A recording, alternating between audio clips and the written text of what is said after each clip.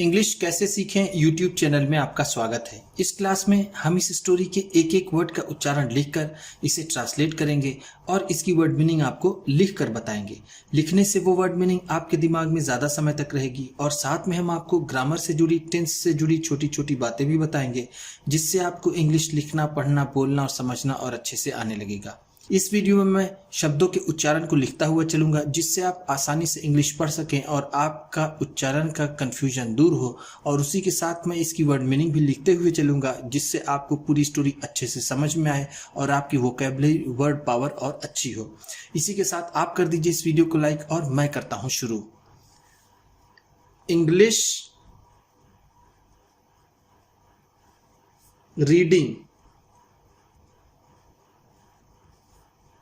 क्योंकि ये video translation के साथ साथ रीडिंग की भी है। देयर वॉज एन आश्रम। देयर वॉज एन आश्रम। एक आश्रम था।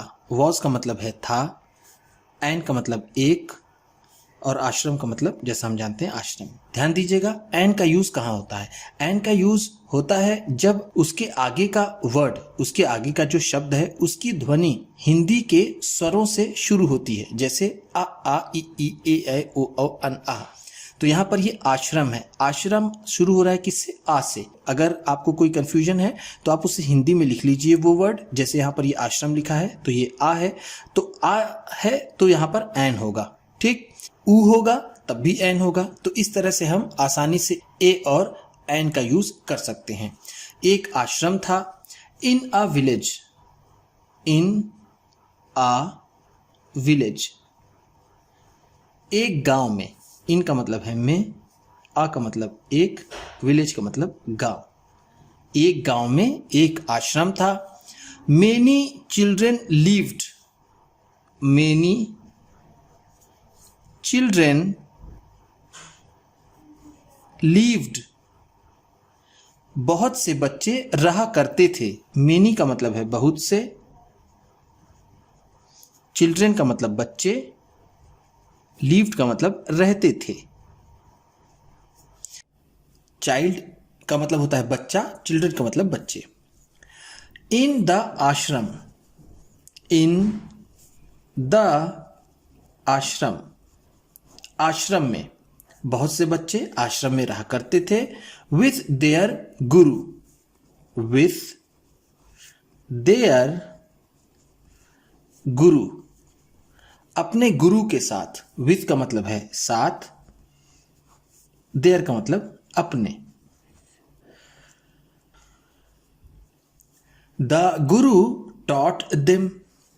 द गुरु टॉट देम, गुरु उन्हें सिखाते थे। टॉट का मतलब है सिखाते थे, सिखाते थे। टॉट टीच का सेकेंड फॉर्म है। टीच का मतलब होता है सिखाना, और टॉट है तो सिखाते थे। देम, उनको। उनको किनको? बच्चों को। To lead a simple life. To lead, जीना। यहां पर लीड का मतलब क्या है? जीना। अ सिंपल लाइफ, एक साधारण जीवन। सिंपल का मतलब है साधारण, लाइफ का मतलब जीवन। Full of values. Full of values,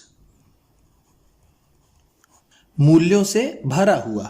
values का मतलब क्या है? मूल्य, जिसे हम नैतिकता कह सकते हैं। क्या कह सकते हैं? नैतिकता। फुल का मतलब भरा हुआ, भरा हुआ। गुरु बच्चों को एक साधारण जीवन जो मूल्यों से भरा हो जीना सिखाते थे। वन डे, वन डे एक दिन, एक दिन। The Guru thought. द गुरु, गुरु ने, थॉट सोचा, थॉट थिंक का सेकेंड फॉर्म है। थिंक का मतलब होता है सोचना और थॉट है तो सोचा। Of teaching a lesson, of teaching a lesson, एक पाठ सिखाने का। टीचिंग का मतलब है सिखाना, अ लेसन एक पाठ, एक पाठ सिखाने का सोचा। टू हिज स्टूडेंट्स, अपने छात्रों को। स्टूडेंट्स का मतलब क्या है? छात्र। ही इनवाइटेड, ही इनवाइटेड, उन्होंने आमंत्रित किया। ही को हम यहां पर उन्हें कहेंगे, उन्होंने, उनके सम्मान में। इनवाइट का मतलब होता है आमंत्रण देना, आमंत्रित करना। इनवाइटेड है तो आमंत्रित किया।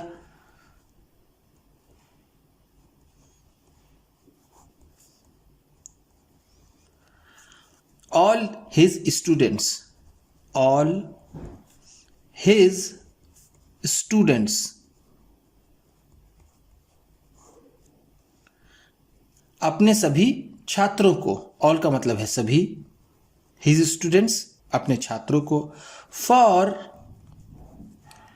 आ फीस्ट, एक भोज के लिए। फीस्ट का मतलब होता है भोज, जिसे हम दावत कहते हैं। फॉर का मतलब के लिए। In the evening, in the evening, शाम को। इवनिंग का मतलब होता है शाम, इन का मतलब में या फिर को। All the students, all the students, सभी छात्र, सभी छात्र। Gathered in the dining hall, gathered इकट्ठा हुए। गैदर का मतलब होता है इकट्ठा करना, गैदर्ड है तो इकट्ठा हुए, इकट्ठा हुए। In the dining hall, dining hall में। डाइनिंग हॉल का मतलब है जहां पर खाना खाते हैं। दे वर सर्व्ड, दे वर सर्व्ड, उन्हें परोसा गया। वर सर्व्ड का मतलब है परोसा गया। सर्व का मतलब होता है परोसना, सर्व्ड है तो परोसा गया। दे का मतलब उन्हें। With mouth watering food, with mouth watering food, मुंह में पानी आ जाने वाले खानों को। विथ का मतलब यहां पर होगा से या फिर को।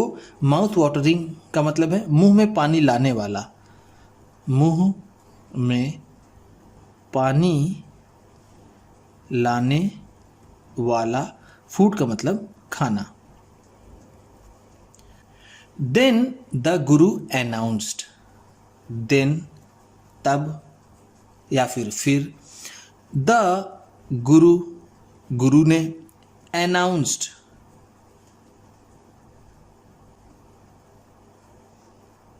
घोषणा की। अनाउंस का मतलब होता है घोषणा करना, घोषणा करना। अनाउंस्ड है तो घोषणा की या फिर ऐलान करना, जिसे हम कहते हैं ऐलान करना। I want to take, I want to take, मैं लेना चाहता हूं। वॉन्ट का मतलब होता है चाहना, टू टेक का मतलब लेना, मैं लेना चाहता हूं। अ टेस्ट, एक परीक्षा। यहां पर टेस्ट को हम कहेंगे परीक्षा, मैं एक परीक्षा लेना चाहता हूं। My test is that, my test is that, मेरी परीक्षा ये है कि। माई का मतलब मेरा और टेस्ट का मतलब परीक्षा, इज का मतलब है, दैट की। You have to eat, you have to eat, तुम्हें खाना है। फूड खाना without using your own hands, बिना अपने हाथों का इस्तेमाल किए हुए। विदाउट का मतलब है बिना, यूज जिसे हम कह सकते हैं उपयोग करना या फिर इस्तेमाल करना बिना उपयोग किए। योर ओन हैंड्स अपने हाथों को, अपने हाथों को। ईट का मतलब होता है खाना खाना, खाना ये वर्ब में है, ठीक, और ये फूड, ये खाना नाउन में है। You can use your mouth, you can use तुम इस्तेमाल कर सकते हो। कैन का मतलब है सकना, यू का मतलब तुम, यूज का मतलब है इस्तेमाल करना, उपयोग करना।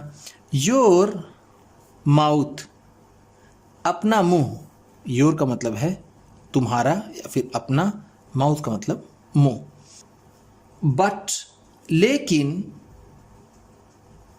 You can not bend, you can not bend, लेकिन तुम झुक नहीं सकते। बेंड का मतलब होता है झुकना, कैन नॉट बेंड है तो नहीं झुक सकते। वाइल ईटिंग खाते समय, वाइल का मतलब यहां पर होगा के समय, और ईटिंग का मतलब खाते, लेकिन तुम खाते समय नहीं झुक सकते। The children became confused, the children बच्चे, बिकेम हो गए, बिकेम का मतलब क्या है हो गए। बिकेम बिकम का सेकेंड फॉर्म है, बिकम का मतलब होता है होना या फिर बनना। कंफ्यूज्ड दुविधा में, कंफ्यूज को हम यहां पर दुविधा कह सकते हैं। बच्चे दुविधा में पड़ गए, असमंजस में पड़ गए। दे डिड नॉट नो, दे ऐसे तो ये डिडंट होता है, ठीक, इसे हम डिडंट ही लिखेंगे। दे डिडंट नो, वो नहीं जानते थे। नो का मतलब होता है जानना, और डिडंट है तो नहीं जानते थे। डिडंट डिड नॉट का शॉर्ट फॉर्म है, डिड नॉट। दे का मतलब वो। How to eat, how to eat कि कैसे खाएं। हाउ टू ईट का मतलब है कैसे खाएं। Without using their hands, without using their hands, बिना अपने हाथों का उपयोग किए हुए। विदाउट का भी मतलब मैंने आपको ऊपर बताया, यूजिंग देयर हैंड्स ये दोबारा आ रहा है, इसको भी मैंने आपको ऊपर बताया। एट लास्ट, एट लास्ट अंत में, एट लास्ट का मतलब क्या है अंत में। अ बॉय एक लड़का, बॉय का मतलब क्या है लड़का। नेम्ड संजय जिसका नाम संजय था। नेम्ड का मतलब नाम था संजय।